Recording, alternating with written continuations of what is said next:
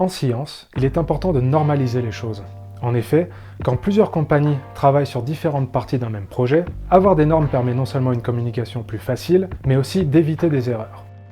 Une des premières choses à avoir été normalisée, ça a été le système de mesure. Un exemple d'échec dû à l'utilisation de deux systèmes différents est celui de Mars Climate Orbiter, une sonde de la NASA qui avait pour but de se mettre en orbite autour de Mars. Sauf que Lockheed Martin, la compagnie chargée de concevoir la sonde, travaille en impérial, tandis que la NASA, elle, travaille avec le système métrique. Cette différence a fait que, quand la NASA a voulu envoyer des consignes pour corriger la trajectoire de la sonde, cette dernière a fini brûlée dans l'atmosphère de la planète rouge au lieu de se mettre en orbite. Aujourd'hui, dans la plupart des pays, on utilise le système international, et ce, que ce soit dans le domaine scientifique ou dans la vie de tous les jours. Il comporte 7 unités définies que l'on peut manipuler pour obtenir toutes les autres. Mais comme vous vous en doutez, ça n'a pas toujours été le cas, et c'est même plutôt récent. Bienvenue sur Ingé Curieux, je suis Aurélien, et aujourd'hui on va parler unité.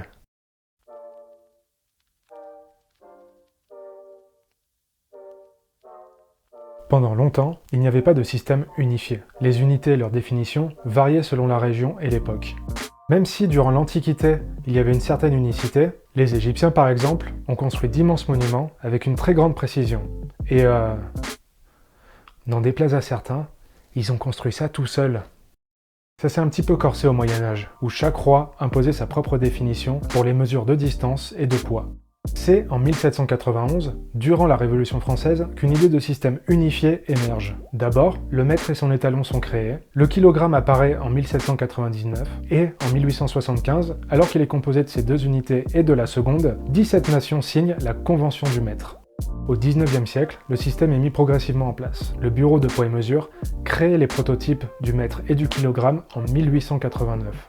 Les autres unités vont être ajoutées petit à petit et le tout baptisé le système international. C'est en 1971 que la petite dernière, la mole, rejoint la famille, complétant ainsi le système avec 7 unités.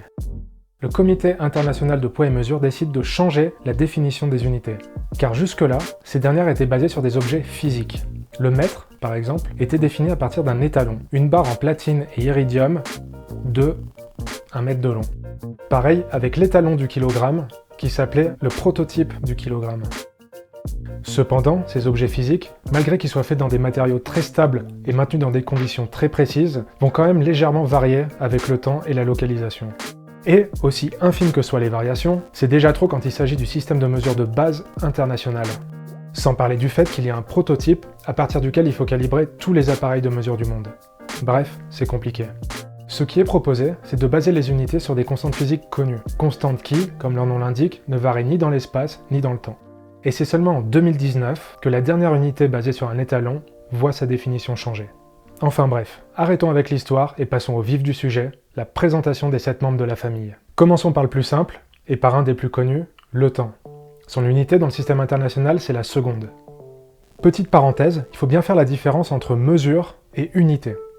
Ici, ce qui est mesuré, c'est le temps, mais ça pourrait être fait dans n'importe quelle unité, que ce soit les heures, les minutes, les cycles solaires, les grains de sable dans un sablier, sauf que le système international utilise l'unité seconde.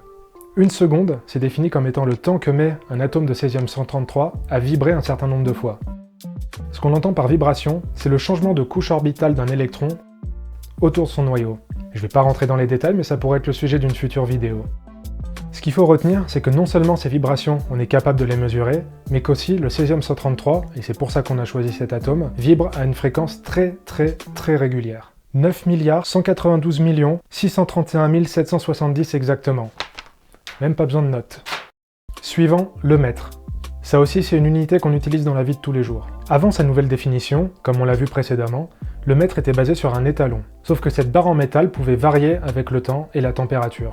Pour remédier à ce problème, le Bureau international de poids et mesure décide de baser le mètre sur la vitesse de la lumière dans le vide. Cette vitesse est une constante universelle bien connue et exprimée en mètres par seconde. Étant donné que par définition on sait la distance qu'elle va parcourir en 1 seconde, on peut facilement savoir combien de temps elle va mettre pour parcourir 1 mètre. Et c'est donc ça la nouvelle définition du mètre, c'est la distance parcourue par la lumière dans le vide en 1/299 792 458e de seconde. Le dernier du trio les plus connus, c'est la mesure du poids. Son unité, c'est le kilogramme. Et c'est d'ailleurs le seul à être défini avec un multiplicateur. Le kilo qui multiplie par 1000 indique donc que c'est 1000 grammes. Et c'est aussi la dernière unité à avoir vu sa définition changer d'un étalon à une constante physique.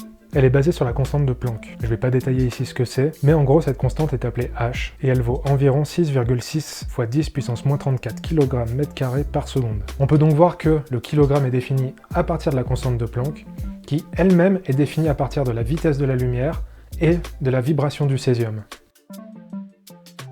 Ensuite, on a le courant électrique, mesuré en ampères. Et là, on rentre dans le technique. Et pour cause, l'électricité c'est quelque chose d'assez mystérieux. On branche des fils, il n'y a rien qui bouge, et pourtant ça allume des lampes et ça recharge des téléphones. En réalité, il y a quelque chose qui bouge, en quelque sorte. Ce sont les électrons. Et on peut mesurer le débit d'électrons par seconde, comme on peut mesurer le débit d'eau dans un tuyau. L'ampère, c'est le débit d'électrons dans un conducteur. C'est la quantité d'électrons qui passent par seconde. Malheureusement, on ne peut pas compter directement le nombre d'électrons. On va se servir de leur charge. Et la charge électrique d'un électron, c'est, les plus perspicaces d'entre vous l'auront deviné, une constante universelle. Elle est d'environ 1,6 × 10 puissance moins 19 coulombs, et l'ampère, lui, est défini comme étant égal à 1 coulomb par seconde. Et un simple produit en croix nous montre donc que 1 ampère, c'est un débit de 6,2 × 10 puissance 18 électrons par seconde. Pour faire le lien avec ce qu'on a vu avant, l'ampère est défini par la charge électrique de l'électron et par la fréquence de vibration du césium-133. Bon, revenons à quelque chose d'un peu plus connu, la température. En thermodynamique, une température, c'est la mesure de l'agitation d'un système. Plus précisément, c'est la mesure de l'agitation des particules. Plus la température est élevée, et plus cela signifie que les particules de ce système vibrent à très haute fréquence. L'échelle qu'on connaît tous et qu'on utilise dans la vie de tous les jours, c'est le Celsius. Le 0 degré Celsius est défini comme étant la température à laquelle l'eau fusionne, c'est-à-dire passe de l'état solide à l'état liquide, à pression atmosphérique standard, c'est-à-dire au bord de la mer. À savoir d'ailleurs que la température d'ébullition de l'eau, toujours à pression atmosphérique standard, n'est pas de 100 degrés Celsius. Elle est de 100 degrés centigrades. La différence est minime, car 100 degrés centigrades est égal à 99,975 degrés Celsius. Comme je l'ai dit au début, la température mesure l'agitation des particules d'un système, et le 0 degré Kelvin a été défini comme étant le zéro absolu, c'est-à-dire l'absence totale d'agitation de ces particules. Cette température est égale à moins 273,15 degrés Celsius. Et quant à l'échelle, le degré Kelvin utilise la même échelle que le degré Celsius. Ce que ça signifie, c'est que pour convertir des degrés Celsius au degré Kelvin, il suffit de soustraire la température par 273,15. En réalité, c'est comme ça que l'échelle Kelvin a été créée, mais aujourd'hui, pour calibrer les appareils, on utilise la constante de Boltzmann. C'est une constante très connue de la thermodynamique, et on en parlera sûrement dans un prochain épisode. Bon, là, on vient de voir les 5 unités les plus importantes du système international. En tout cas, pour l'ingénierie. Le kilogramme, le mètre et la seconde nous permettent de construire la plupart des unités dont on a besoin. En ajoutant l'ampère, on peut aussi travailler avec l'électricité et l'électromagnétisme. Et le Kelvin est utilisé en thermodynamique, mais aussi très utilisé pour l'analyse des ondes radio. On le verra dans un prochain épisode, mais on peut analyser les ondes radio selon leur température. Les 2 unités suivantes sont très peu utilisées en ingénierie. Je vais donc passer assez rapidement dessus. La première, la mole, est utilisée en chimie. C'est une unité de comptage des particules. Par exemple, si on a 1 million de grains de riz, tout le monde sait ce que 1 million signifie, c'est un 1 avec 6 zéros derrière, et on lui a donné le nom million. Eh bien, une mole, c'est pareil. C'est le nom qu'on a donné au chiffre 6 × 10 puissance 23. Donc si par exemple j'ai 6 × 10 puissance 23 atomes de carbone, j'ai exactement une mole de carbone. Et j'ai pas choisi cet exemple au hasard, car à la base, une mole était définie comme étant le nombre d'atomes de carbone qu'il y a dans 12 grammes de carbone. Et ce nombre s'appelle le nombre d'Avogadro. La dernière unité, le candela, sert à mesurer l'intensité lumineuse. Sauf que cette unité, on s'en sert quasiment jamais. À titre personnel, je ne m'en suis jamais servi. Car cette unité est relative à l'œil humain. Elle donne une bonne idée de l'intensité lumineuse, mais ne s'applique pas au reste du spectre électromagnétique. Car pour ceux qui l'ignorent, la lumière visible est juste une petite partie de ce spectre. Elle est de même nature que, par exemple, les ondes radio de votre téléphone, ou bien les micro-ondes de votre micro-ondes.